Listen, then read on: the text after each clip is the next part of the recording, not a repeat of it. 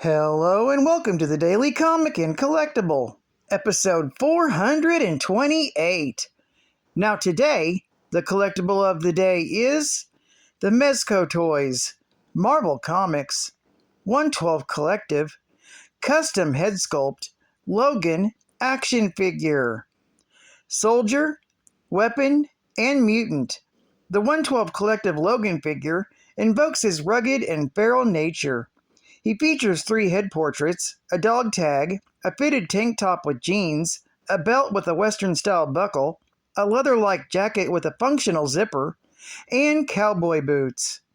Born James Howlett, Logan was one of the most prolific X-Men before his tenure as Wolverine came to an end. Now in search of a quieter life, Logan must face the limited nature of his regenerative abilities, while also coming to the aid of those who need his help. This 112 collective body has over 30 points of articulation for added posing and displayability. Also comes with 3 head sculpts, all with different facial expressions, hand-painted authentic detailing with intricate deco. Figure stands approximately 6 inches in height and comes with 6 interchangeable hands, 1 pair of fists, 1 pair of clawed fists, and 1 pair of posing hands. Accessories include 1 dog tag, 1 112 collective display base with logo, and adjustable display post. The custom head sculpt is of Hugh Jackman, who played Logan in all the X-Men films to date. Head sculpt is hand-painted with an uncanny likeness.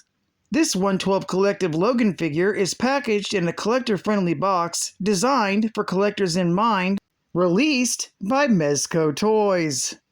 Now, the comic of the day is Wolverine, Volume 2, Issue number 15, with a cover date of November 1989.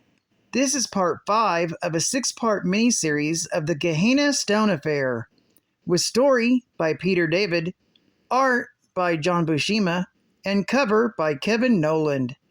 Today's issue is titled Homecoming. Following their battle with Baal over the Pacific Ocean, Wolverine and his comrades have returned to Madripoor. Wolverine is taken to stalking the rooftops when he finds Police Chief Ty and his men hassling Lindsay McCabe.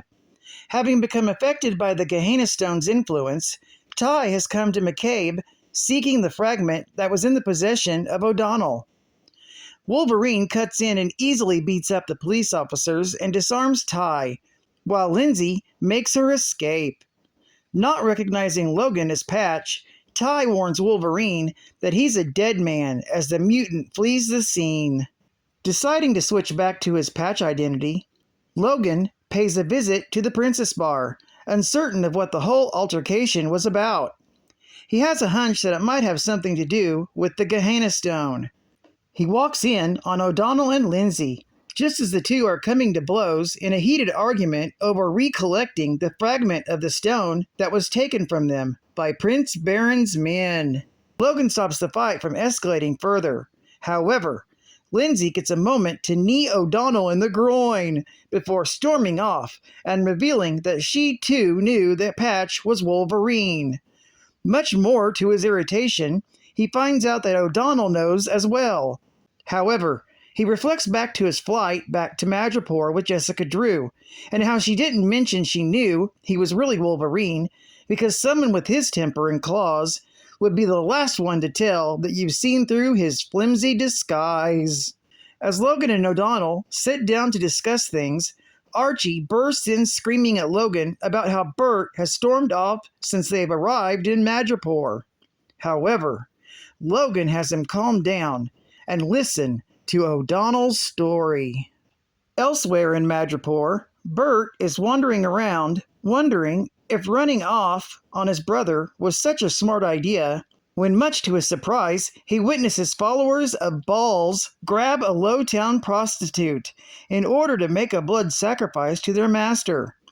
The problem is, they also spotted Bert.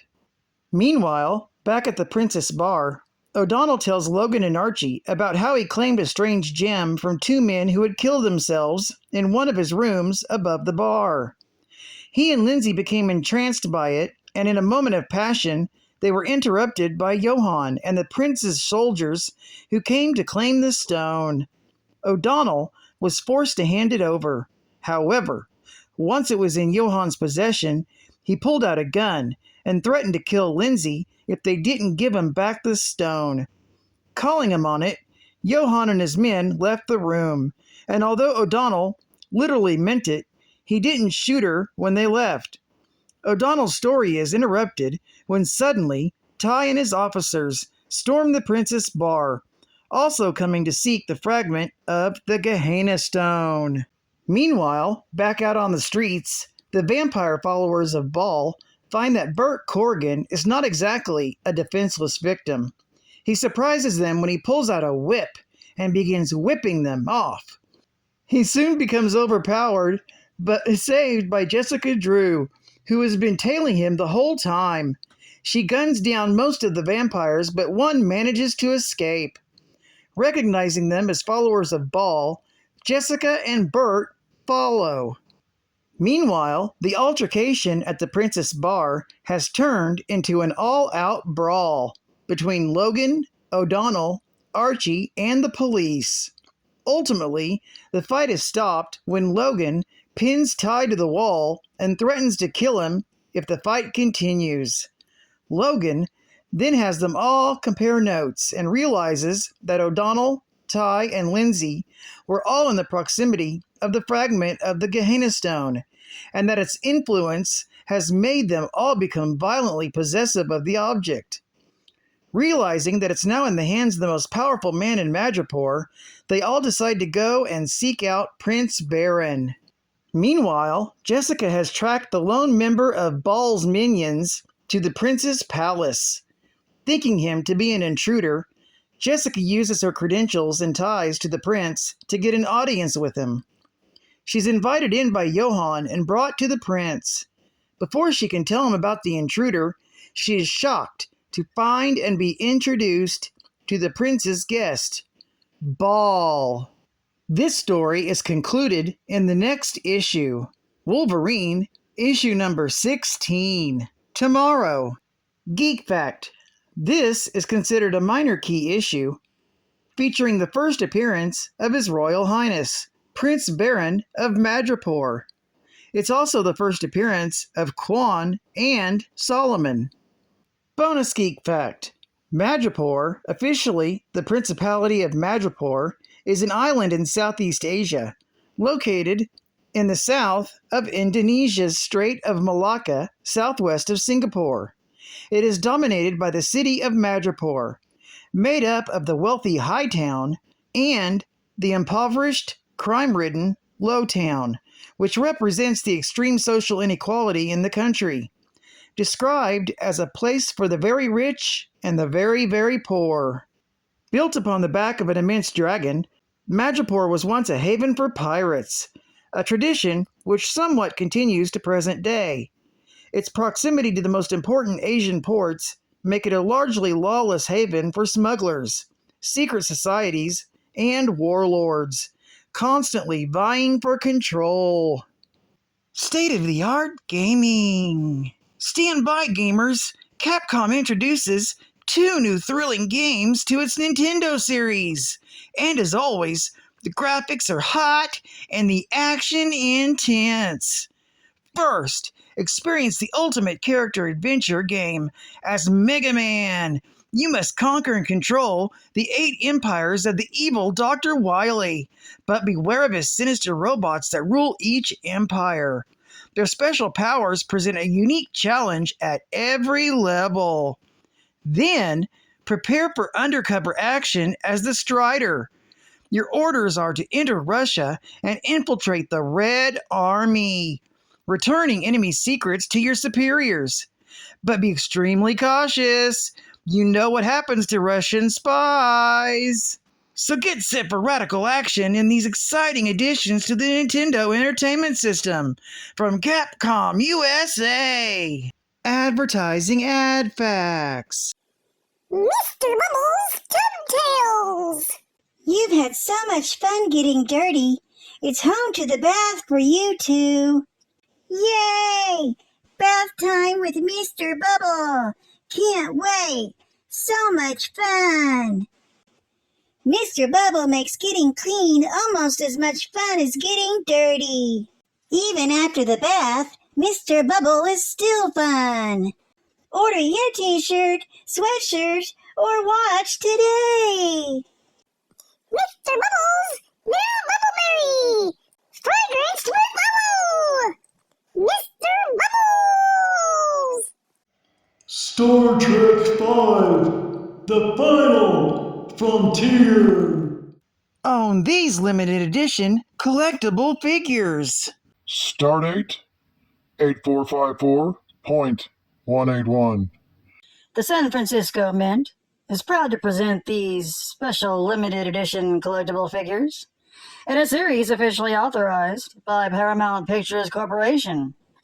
The producers of Star Trek V, The Final Frontier, each 8-inch tall, weighted figure shows a character from the motion picture in an action pose. Including is a deluxe display base with a beautifully illustrated backdrop scene. Each figure is individually numbered, making it a true collector's classic. Order yours today. Figures available in this collection are Captain James T. Kirk, Mr. Spock, Dr. Leonard Bones McCoy, Cybok, Claw, or get the complete all 5 figures plus a free poster. Brought to you by the San Francisco Mint. And final geek fact. Prince Baron is the ruler of the tiny island nation of Madripoor from a long line of pirates, involved with numerous criminal activities, and employed Jessica Drew and Lindsay McCabe as agents. To avoid a costly gang war, he oversaw the division of crime in Madripoor between 2 crime lords instead of the traditional sole lord. Tiger commanded most of the criminal forces, while General Coy dealt in the drugs and slave trade, which Tiger wouldn't touch. Later, Baron will attempt to frame Wolverine for the murder of his friends at the Princess Bar.